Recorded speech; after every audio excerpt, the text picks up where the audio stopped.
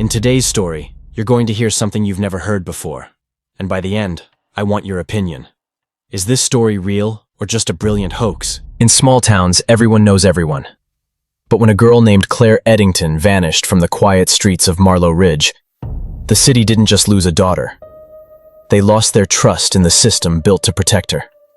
Marlow Ridge wasn't the kind of town where things happened. Not real things. Not dangerous things. Just a string of long, gray winters and gossip that lived longer than most marriages. On March 17, 2011, the town woke up to frost-covered windows and one missing teenager.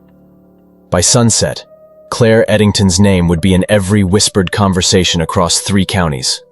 Claire was 17, bright, defiant, and the kind of girl who wore combat boots with her church dresses just to get a rise out of her mother. She had a reputation.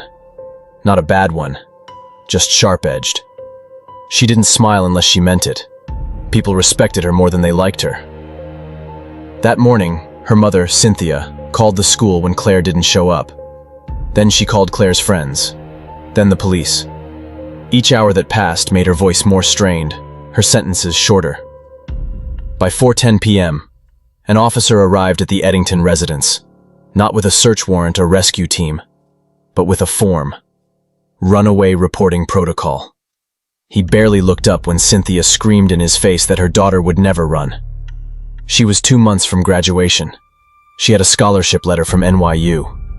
She was planning to leave the town, but not like this. The officer didn't seem convinced. "Girls leave all the time," he muttered, checking boxes on a clipboard, especially the ones who fight with their parents. Cynthia stood in the doorway, fists clenched, teeth gritted. She didn't run away. But the system had already decided. 48 hours later, the search began. But not for Claire. For evidence of domestic issues. Police raided her bedroom. They found her journal and highlighted passages out of context. They focused on a single sentence. "I can't breathe in this house anymore." That became the cornerstone of their theory.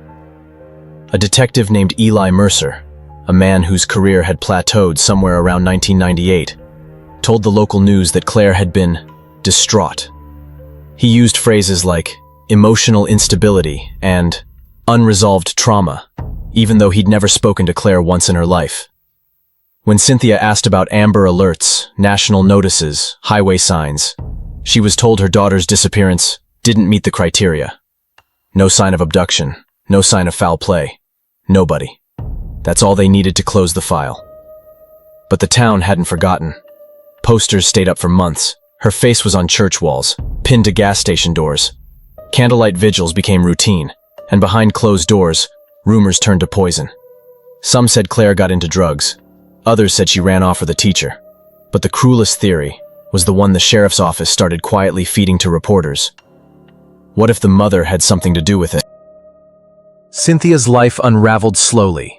Then all at once, her work hours were cut. Parents in the PTA avoided her like she was radioactive. Then came the first anonymous call to child services, accusing her of neglect toward her younger son, Marcus. Then another, and another, all unsubstantiated, but the smoke was building.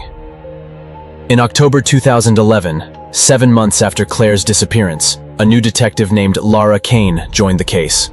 Young, ambitious, and with a reputation for digging deeper than her bosses liked. She started with the files, and immediately saw the cracks.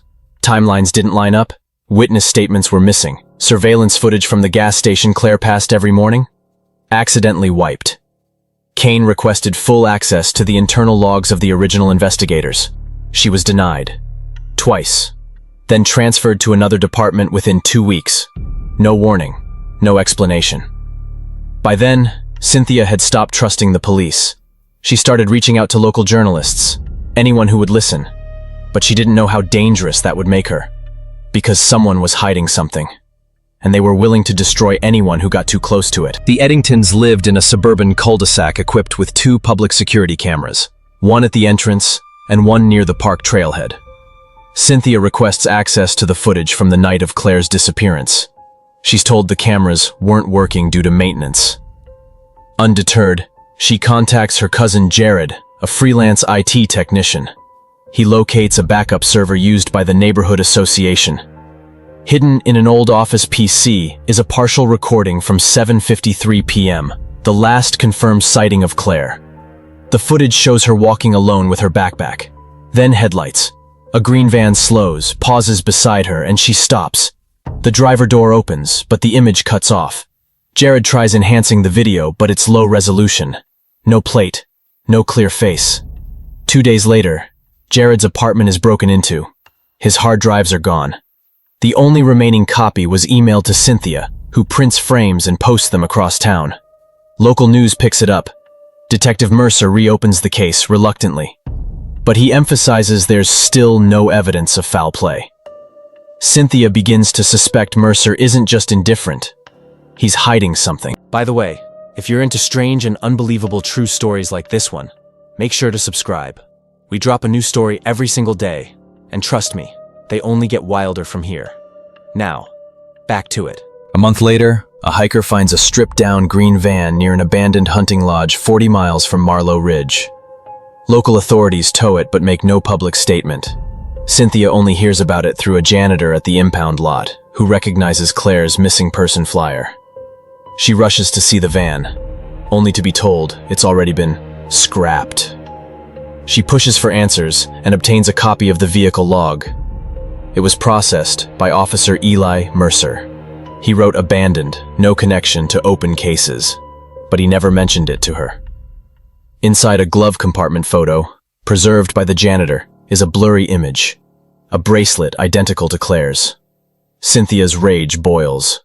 This was never incompetence, it was obstruction. In November 2011, Cynthia is contacted by a woman named April Lang. She claims her daughter, Rebecca, vanished under nearly identical circumstances 2 towns over, only months before Claire. Rebecca's case was also handled by Mercer, also dismissed as a runaway, also closed in 3 days. April shares fragments of Rebecca's diary. In one entry, she describes a place, East Access 12, where the vans wait. Neither April nor Cynthia know what it means. April shows Cynthia a haunting photo. Rebecca, alone and bruised, sitting on a bench at a gas station under cold fluorescent lighting, her eyes distant. In the background, barely visible through the glass door, the same green van. Together, the 2 women build a timeline, a map, a list of shared patterns. It's not just their daughters, they find other girls too. Same MO, same dismissive reports, same officer names. When they try to report this to the Marlow Ridge PD, they're threatened with harassment charges and warned to stay out of department matters.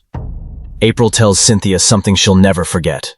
They didn't lose our daughters, they took them. Laura Kane was a rookie private investigator hired by Cynthia in early 2012. She was sharp, driven, and unafraid. Within 3 months, she'd unearthed multiple irregularities in Claire's file. Missing logs, backdated forms, surveillance gaps. Kane traced the green van to a defunct logistics company that once contracted with the local police department. Ownership led to a shell corporation, then another, and then the trail vanished. Kane began receiving threats. Her car was broken into twice, her office window smashed, files rearranged. She started sleeping with a bat beside her bed, but she didn't stop.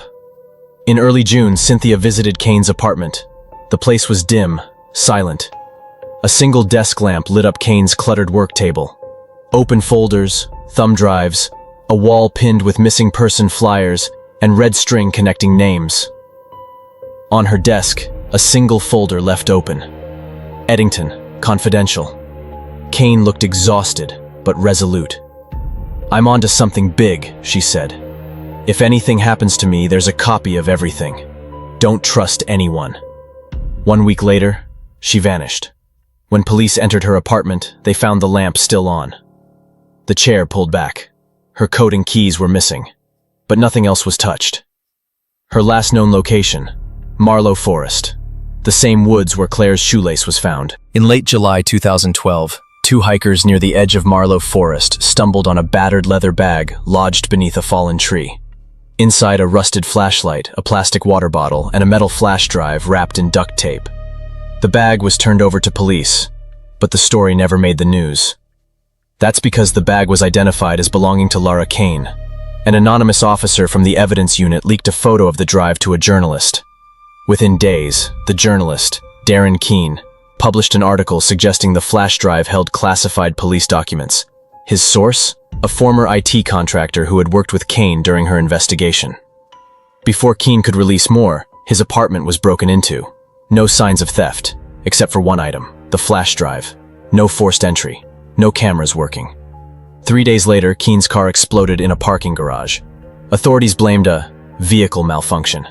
His family was silenced with a settlement. The story disappeared. But one digital backup survived.